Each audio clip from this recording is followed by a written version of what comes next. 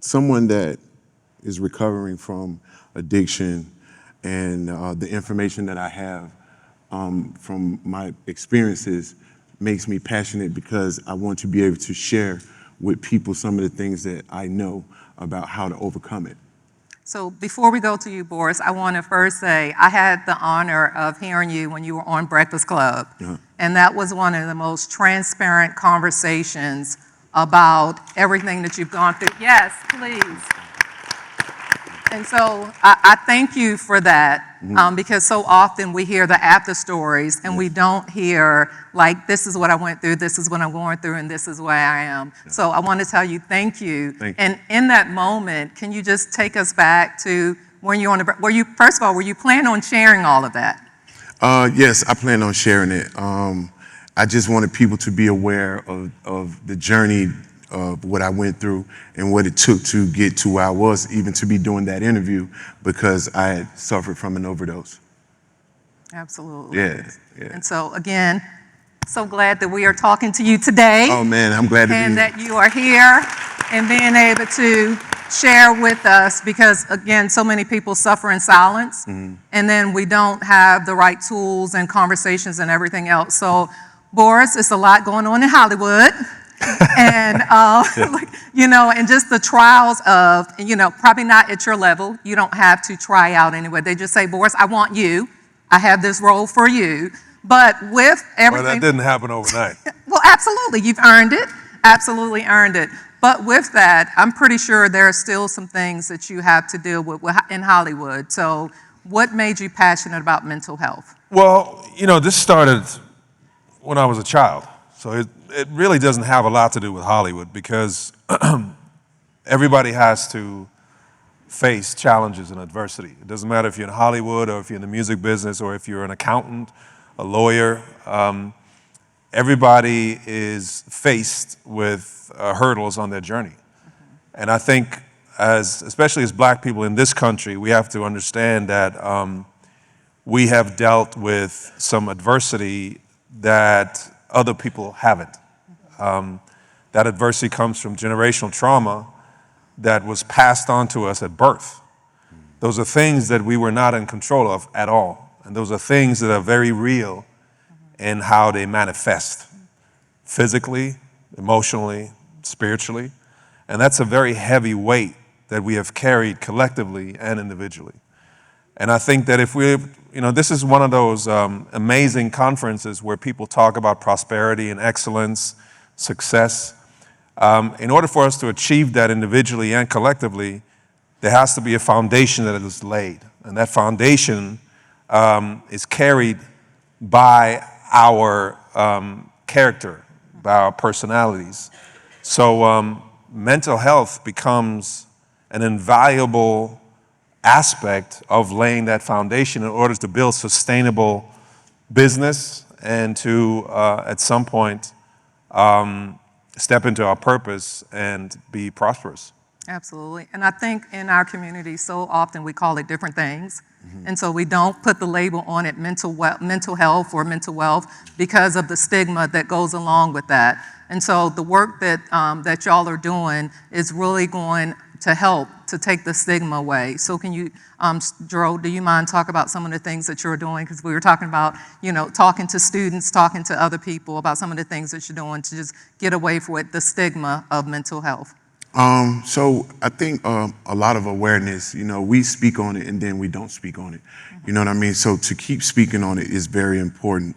Like one of the things I speak on is like distractions and what could keep you off of your game. You know what I mean? Like, you know, social media, for instance, all of the things that we take in on social media, we spend 10 hours out of 24 hours paying attention to everything but what we're supposed to be doing. So if you're paying attention to that, then you're off of your game. And to speak on it is to really call somebody out and be like, look, you're paying attention to me, baller. You need to get your life together. You feel what I'm saying? So you have to make sure that awareness is there so people know that you can be on your game for what you're supposed to be doing and not paying attention to somebody else. Absolutely. And Dro, you don't mind me sharing, because you said you have control over your social media and everything else. I do. So share with us how you do Oh, it. well, I haven't been on social media and letting it run me in my personal life for almost 4 years. And I have a flip phone that I walk around with, like, it just keeps me from strolling and, figuring out what Keisha doing and what Randy is doing. You know what I mean? I'm not paying attention to that because there's really things that I should be focused on, like, where I want to be in life. What do I see myself in the next 10 years? What do I want my children to be like? You know what I mean? And focusing on social media, I won't get half of that done. So I got a flip phone, and the best thing about this flip phone is hanging up like this. I know that's right. So Boris, let's go with that and just talk about controlling those distractions, because we all know ourselves, but then we still fall prey of the things that we know that's bringing harm to us. Yeah, I think back to what I said earlier. I think it's one thing to deal with the symptoms, and it's another thing, and I think Ade can speak to that much more intelligently than I can. The roots of the issues that we're dealing with right now that are represented in some of those symptoms that we just addressed. I think there's some deep-rooted issues and causes that have us, sort of led us to this place. And maybe you can talk to some of those issues fundamentally. Sure. Greetings, everyone. Ade Oguntoye with The Imperative. So you spoke about some of the roots. We know that when chattel slavery ended, there wasn't necessarily an opportunity for people to heal. And if we know that trauma is passed down generationally, that is passed down from generation to generation to generation. And so we talk about this thing of vicarious trauma, meaning that you don't actually have to experience it. You can actually, it can actually impact you by just you seeing it from someone else happen, seeing someone else experience it. And so if there is vicarious trauma, we know there's also vicarious joy. Right. And so if there's vicarious joy, that means that there are solutions that can impact our entire community. So we just have to focus on our community, and in particular, what we're focused on is Black people, Black men in particular, and some of the work that we're doing here in Atlanta. We know that if we find solutions for Black men, that everyone benefits from it. Absolutely. And I think, yes, absolutely. I think one of the things that we talk about too in the African American community, because we all probably remember our grandmother's address, because it was like, what happened in this house, stay in this house. And so with that, it was, we definitely want to honor our ancestors because they did the best they could do with the information that they had. But just remember that silence kept them alive, but that silence could also bondage you because you're actually suffering in silence. And so absolutely to that, like having those conversations, talking about those things that you feel like they're just going to go away and they will heal themselves, that they need to be talked about. So Boris, I see you shaking your head, so let's delve in that a little bit. Well, I mean, yeah, we have to counteract the stigma. We have to counteract some of those myths. We have to debunk some of those biases and make sure that we understand that seeking help by way of therapy is the same thing as going to the dentist. It's the same thing as going to see a surgeon for a spinal cord injury. It's the same thing as going to the eye doctor, right? And we have to start breaking down some of those those biases, and it starts in our homes, like you said, Grandma. It starts around the kitchen table. It starts, first of all, you have to start by forgiving yourself. That's number one. You have to understand that shame and guilt have no space in that conversation. That everybody brings something to the table. Everybody has baggage, and that doesn't have to be bad all the time. My journey started when I was 14. I went to therapy for the first time. My father left when I was 4. And I was heavily impacted by him leaving. And there's stuff that I carried with me subconsciously that I didn't know, that impacted the way I related to other people, the way I felt. and I was an athlete, and also the way I was on the court. So I went to therapy to figure out what some of those things were, and try to create habits that helped me slowly replace some of the paradigms that I was working with new ones. Because as a 4-year-old child, you frame things that happen to you very differently than when you're an adult.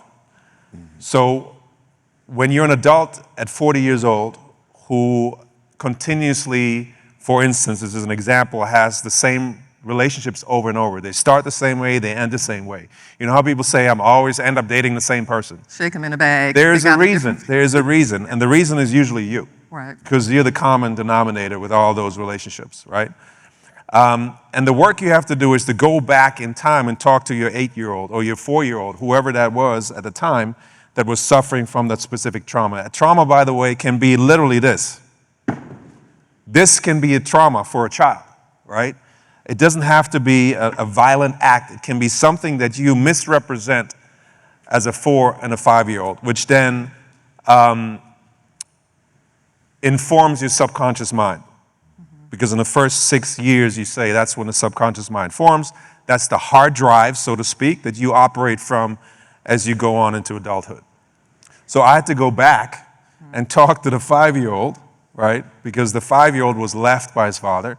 And my father told me, take care of your mother and your brother. And I took that seriously as a 5-year-old. Right. And I took that with me for years and years and years, thinking, if I do a good job, he'll come back. Yeah, it was terrible because he wasn't coming back. Enough, right. So that was how I had built my self-image on.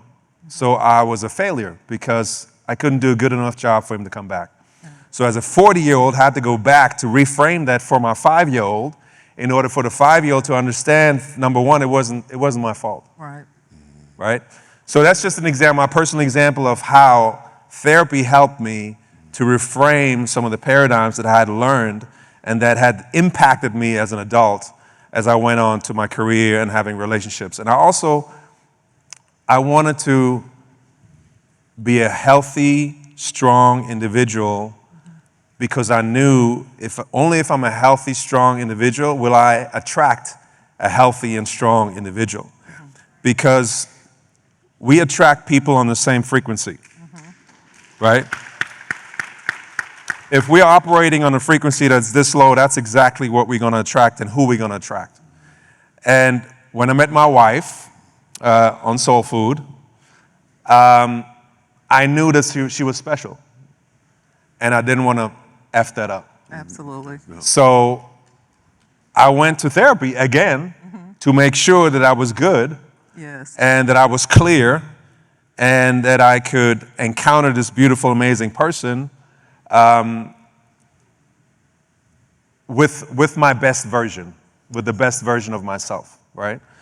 Because before I was like a serial monogamist who was always having the same relationships over and over based on the trauma that I had experienced as a child. So when I met Nicole, I knew, okay, I need to get my act right. Right. Because I knew that she was my person. Right.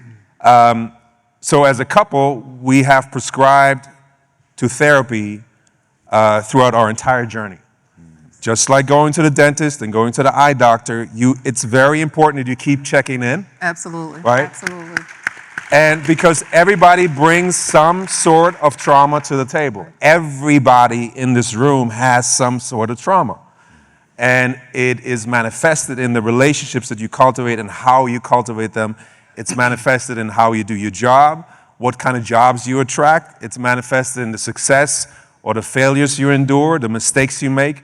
So it starts with getting out of your head, in understanding that this was not your fault.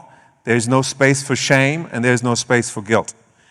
And that you're setting a precedent for your future. Absolutely. So you're investing in your future by doing the work today. Absolutely. Thank you for that. And Boris, as you were speaking, one of my favorite movies, Antoine Fisher, when he talks about who's going to cry for the little boy inside of me. That's right. And so you think about that whole movie, and I definitely love the fact that we're having this conversation because we still have a lot of room to go when it comes to mental health and everything else. And it's just that name. It just seemed like people like, well, nothing's wrong with me. I'm not crazy and all this stuff. And I'm like, That's the best sign there's something wrong with you when you say that. Right. I'm like, call it adult daycare. I mean, so we call it adult timeout. So you call it whatever you need to make yourself feel good about it. But at the end of the day is we all need some kind of help. So if you're pulling up to the house and you got to sit in the car for 30 minutes to an hour, that means that's some signs that you might need to go talk to somebody. Or somebody saying that, look, my nerves, they're getting on my nerves. Your nerves shouldn't be that bad that people can just agitate you and everything else. So, Dro, I definitely want to honor you, and as much as you feel comfortable with, if you don't mind sharing some of your story and what got you to this point. Well, I'm an artist in Atlanta, you know what I mean? Oh, we know your shoulder lean. I told them I wanted them to play it for you. From the West Side, and basically my story started back because I got shot at the age of 15, and I had to wear a colostomy bag and things like that, and I got addicted to the Demerol that they were giving me, and ultimately I kept using drugs, you know what I mean, and due to my surroundings, and it fell over into my celebrity, but in my celebrity, I was using for. I thought we was just having a good time. Recreational. You know, yeah, recreational. We partying and this is happening and okay, cool, we take this and take that. And then it kind of bled off into, oh, now I needed to write this lyric or, you know, my mind is stretched out when I'm writing this, you know, this verse came out good while I was writing this, you know what I mean? And it just became a place where I thought that I had it. I had control over it. You know what I mean? I thought I was using it for something that could help me, you know, get money. You know, this verse is gonna get me paid. I said this in a good way. You know what I mean? And then it turned into an addiction. And now I was trying to act like I had control over it around my professional people. Then I ended up overdosing in front of them. And then the second time it happened around my friends from the streets. So now I was stuck in between, like, oh my God, like, I can't go here. And everybody looking at me like, oh my God, that just happened. And I really didn't believe it happened because it was fentanyl, you know, and I got it from somebody that I cared about, like somebody that I valued, that them saying that this is okay, you know. So once that happened in those areas, it was like the end of the road for me. And it's by the grace of God, I'm still here telling you this story.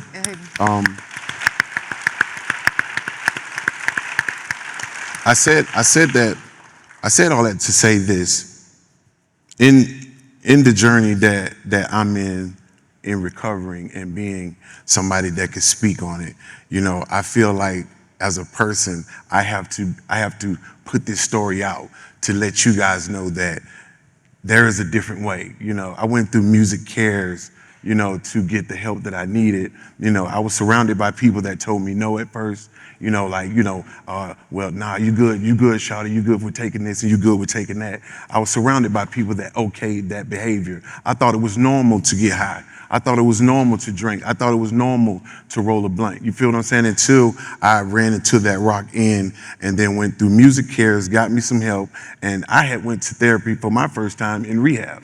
You know what I mean? Because I felt like it wasn't nothing wrong with me, you know what I'm saying? So when I got in there, I unpacked, I cried for like a month straight, and I came out and I started to tell my story. And, you know, one of the stories that I did have was the same studio where I overdosed at is the same studio that Tip and I and Kurt Franklin recorded the song Thank God, you know? And so, and it felt good to unpack. It felt good to be relieved of the drug habit that messed up my family, my friends, my career. It almost took all of that out the door. And I've been clean for 3 years and some months. It'll be 4 years.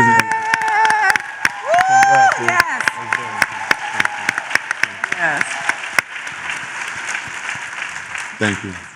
So thank you, because I know so often when people overcome, they want to keep it to themselves, because just like Boris said, they're worried about things being thrown up in their face, the shame and everything else. So that's what I told you before. I honor you. Thank you so much for sharing, because you don't know how many people's lives you are saving. Because even what you said, you thought you had it in control. There's so many people that feel like, oh no, I'm not an alcoholic. Well, I only just recreational do this, or I'm not that depressed and everything else. And it's nothing wrong with getting help. You look amazing. Thank you. And love everything that you have going on. So I appreciate you sharing your story. And you have no idea how many conversations came out of your interview with the Breakfast Club. And because so often we hear the other way. Yes. And so thank you for that. Appreciate it. I want to pronounce your name right. Ade. Ade. Ade. I tried 3 times. So Ade, I really want to just talk about, because we're talking about like help and people getting help, and there are so many different places, because as we know, depending on where you are, there's so many different things. And so, but so many people feel like, I don't know where to go. You know, they've been like, okay, go to church to pray, and then I don't know where else. Don't want to tell nobody my business, because then I don't want them to throw it up in my face and everything else. And so, can you share about some of the resources that people can go to get help? And there's nothing wrong with you. So first of all, like, people stop saying you're not crazy. Don't let anybody say you're crazy. Everybody has mental things that they're going through. So as Boris was saying, let's take that stigma away. Because even being tired or sick and tired or being sick and tired, all of that is a form of just mentally wearing on yourself. So, Ade? Yeah, so first I want to just thank you, Young Dro, and Boris, for sharing your story and being vulnerable. That is really, really important. And then also for everybody out here to tell their story. Because there's a narrative out there that Black men don't talk about mental health. And you all have heard the opposite of that today. And it's important that we tell and own our own narrative.